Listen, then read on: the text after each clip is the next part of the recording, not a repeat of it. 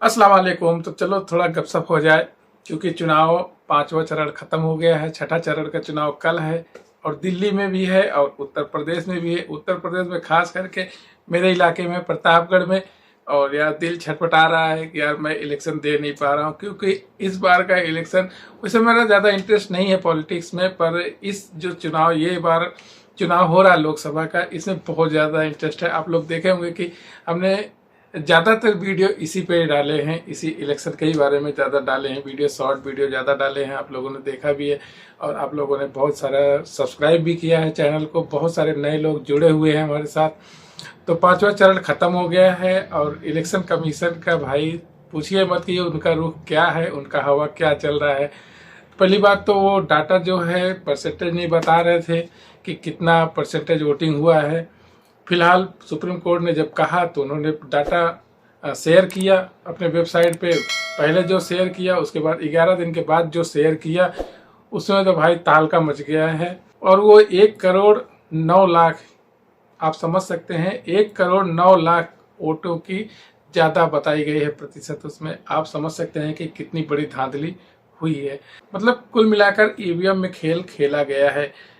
यही कारण है और यही कारण है कि इलेक्शन कमीशन सुप्रीम कोर्ट के कहने के बावजूद भी इलेक्शन कमीशन डाटा शेयर नहीं कर रहा था, क्योंकि ये बता रहा है इलेक्शन कमीशन कि डाटा शेयर करने से आम पब्लिक को मालूम पड़ेगा कि कितना प्रतिशत वोट होगा, और ये एक मतलब विश्वास के खिलाफ हो जाएगा कि पब्लिक से हमारा विश्वास उड़ जाएगा अगर गलत हुआ तो। फिलहाल भैया जब दूसरी बार आप डाटा शेयर किए हो 11 दिन के बाद, ये जो 1,09,00,000 या समथिंग 7 लाख वोटों की प्रतिशत ज़्यादा बताया गया है इसमें, तो भैया कहाँ से बता रहा है, क्यों बता रहा है, अब ये इलेक्शन कमीशन जाने, और कैसे बढ़ा ये भी इलेक्शन कमीशन ही जान सकता है। तो फिलहाल मुझे तो नहीं लगता है कि इलेक्शन कमीशन अपना काम ठीक से कर रहा है। तो फिलहाल बात करते हैं कि छठे चरण के लिए कन्हैया कुमार की सीट पर राहुल गांधी पहुंचे थे दिल्ली, और वहां पर जमकर भैया धोए हैं बीजेपी को, और जो उनके चमचे हैं आप समझ सकते हैं, जिसको गोदी मीडिया बोला जाता है दूसरी भाषा में, तो उनको जमकर धोए हैं। आप वीडियो देख लीजिए। तो आपको क्या लगता है कि इस बार कन्हैया कुमार रिंकिया के पापा पर भारी पड़ गए हैं या नहीं, या जो है सीट गंवाएंगे कन्हैया कुमार? कमेंट में जरूर बताइएगा, क्योंकि कन्हैया कुमार के ग्रेजुएशन की वजह से उनको डॉक्टर कन्हैया कुमार बोला जाता है। अब पूर्वी दिल्ली की जनता तय करेगी कि उन्हें डॉक्टर कन्हैया कुमार चाहिए या रिंकिया के पापा चाहिए। तो फिलहाल राहुल गांधी जी का ये भाषण सुनिए और क्या जबरदस्त धोया है, पूरा वीडियो देखिएगा। आपने नरेंद्र मोदी जी के इंटरव्यू देखे वो जो चमचों वाले इंटरव्यू हैं, देखे नहीं देखे? वहां पे नरेंद्र मोदी जी बैठते हैं, 4 चमचे आ जाते हैं, देखे आपने? उसमें नरेंद्र मोदी अलग अलग बयान देते हैं।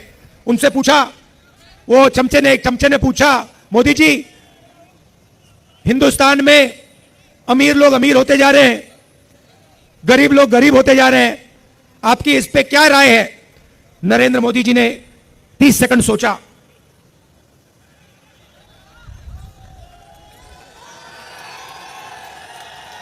फिर कहते हैं, क्या मैं सबको गरीब कर दूं? अच्छा देखो, कन्हैया है यहां पे। अब कभी कभी मेरे से मिलने आता है, बातचीत होती है, कभी कभी इंटरनेशनल रिलेशंस पे बात हो जाती है, कभी गरीबी पे बात हो जाती है। कन्हैया में अलग अलग लेवल की समझ है, यमुना पार की समझ है, किसानों की समझ है, और इंटरनेशनल लेवल की भी समझ है।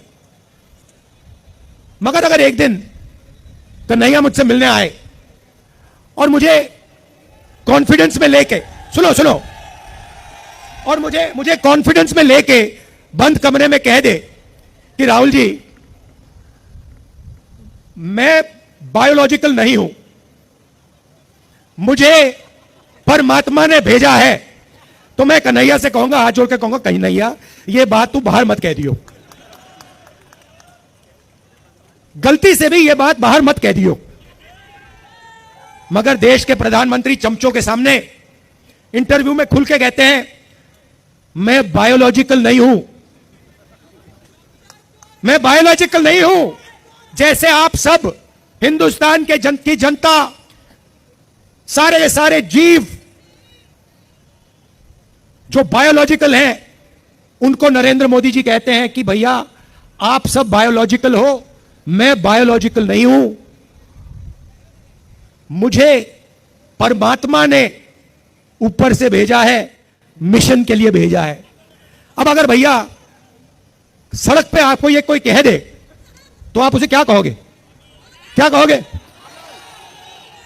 उसे कहोगे भैया माफ करो, काम अपना करो, हमें अपना काम करने दो।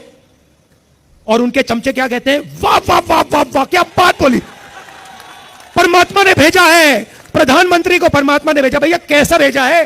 कोविड के समय कहता है थाली बजा दो, परमात्मा ने भेजा।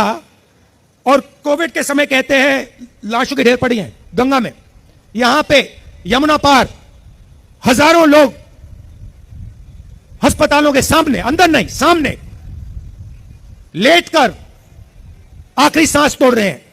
और प्रधानमंत्री आते हैं, कहते हैं भाई और बहनों, नहीं प्रधानमंत्री नहीं, जिनको परमात्मा ने भेजा है वो आके कहते हैं भाई और बहनों मोबाइल फोन की लाइट जला दो। तो फिलहाल भाई लोग यही कहना चाहता हूं कि अगर ये सरकार आती है, राहुल गांधी की इंडिया गठबंधन आती है, 4 जून के बाद इंडिया का कुछ अलग ही छवि बन जाएगा, कुछ अलग ही चेहरा सामने आएगा। क्योंकि इसमें इनके मैनिफेस्टो में बहुत सारे जो गारंटी दिए गए हैं, इसमें महिलाओं के लिए, नौजवानों के लिए, किसानों के लिए, बुजुर्ग के लिए, हर एक को देखकर ये मैनिफेस्टो तैयार किया गया है। अब आप लोग डिसाइड कीजिए कि आपको मंदिर मस्जिद या हिंदू मुसलमान या मंगलसूत्र, भैंस, कमरा, उसके बाद नल की टोटी, तो आप लोग डिसाइड कीजिए कि किस पे आप लोग जा रहे हैं, किस पे आप वोट दे रहे हैं, किसको आप सरकार बना रहे हैं।